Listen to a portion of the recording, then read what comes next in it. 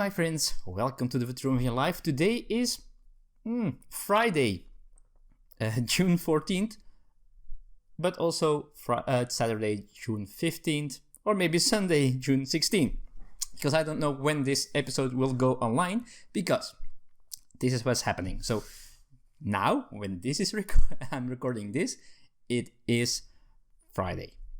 And today, tonight, Elise and I will have our monthly date. The date of the month is how I call it. So if you didn't see the episode of last month, date of the month, recently we decided, it was an idea of Elise, that we would spend one evening on a date each month, and every other month I have to organize something, and every other month she has to organize something.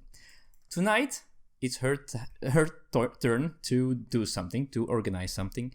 And she already said she was doing something crazy. It was also something that was a little bit more expensive. When we started doing this, we agreed to not care about finances. It can be something very cheap. It can be something that costs more. It all depends on what you want to do and what ideas you get. So it doesn't mean that I have to do something expensive next month, although it is some kind of to make it fair.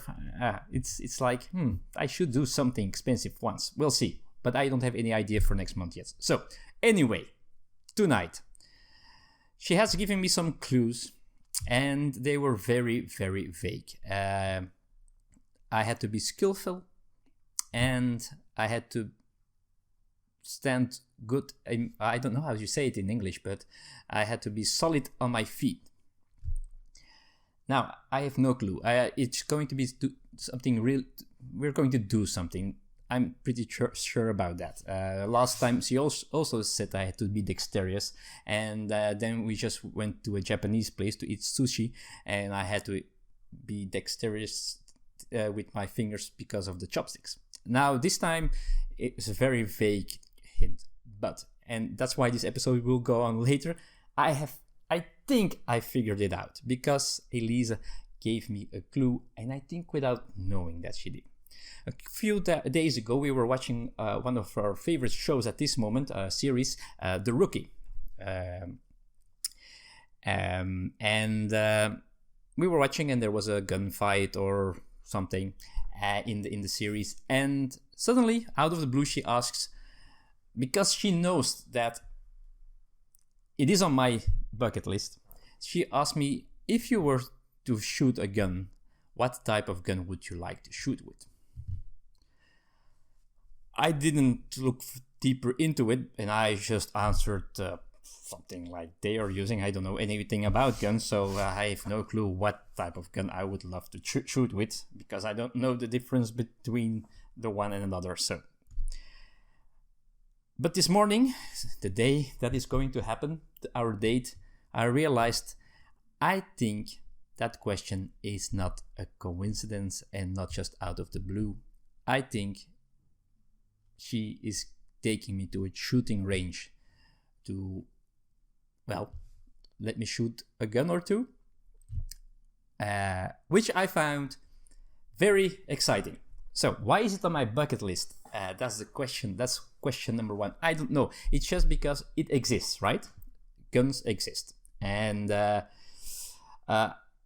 honestly, I'm against guns. And some people watching the cats jumping and watching this channel might agree. Some of you might disagree. I live in Europe, in Belgium. We tend to have other views on guns and owning guns and having guns at home and all that stuff than some people in other parts of the world. All right, so to each their own opinion. But I don't like guns, but they exist, and I just wonder how it feels shooting a gun. I just wonder how it feels. I wonder if I have the skill to do it, because this is something you have to have skill for to shoot good. Right? Everybody can shoot a gun, but the way you shoot a gun is a very different thing. It's a sport as well, right?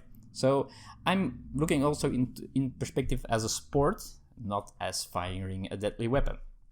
On the other hand, I'm looking at it as firing a deadly weapon because I'm curious to see how I'm going to react myself when I fire a gun.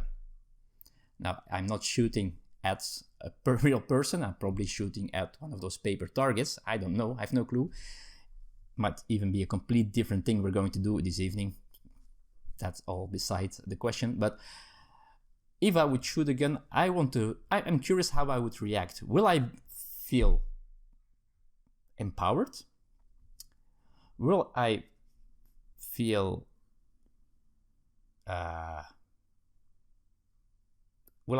fear? That's possible as well. Will it feel just like normal? It's like shooting a gun in a video game. Who knows? I might find out tonight. So, when I come back from our date, I will film a new part of this episode and put everything in one video. So, if you see me now, after disappearing, I should be back and should tell you about that date. Let's figure out what we're going to do and how it went. Welcome back, folks. Welcome back. Now, it's a couple of days later than I expected this to go online, part 2 of the date of the month video. And yeah, it's already Tuesday. So, what happened Friday? We went and go shooting. Yes, I figured it out. I was, as I said, it could have been something else. But we went shooting, which was quite interesting. I got to shoot with a Brown. I think it was a small caliber pistol with a Glock. This is the ones that is pretty much preferred by the policemen here in Belgium, at least. And I got to shoot a rifle that I will show you somewhere on screen. Here, I think I'm going to put it, which was also interesting. So, how did I feel shooting a gun? In the end, it felt more like a thing of skill for me. So I wasn't scared. I wasn't intimidated. But also, it's not a sport that I would do or a hobby that I would do. Also because it's expensive. And in the end, I was just aiming at a target. Don't get me wrong, I really enjoyed it. It was very fun to do. I love that Elisa did this for me, that she managed to get this off my bucket list. So that was pretty nice.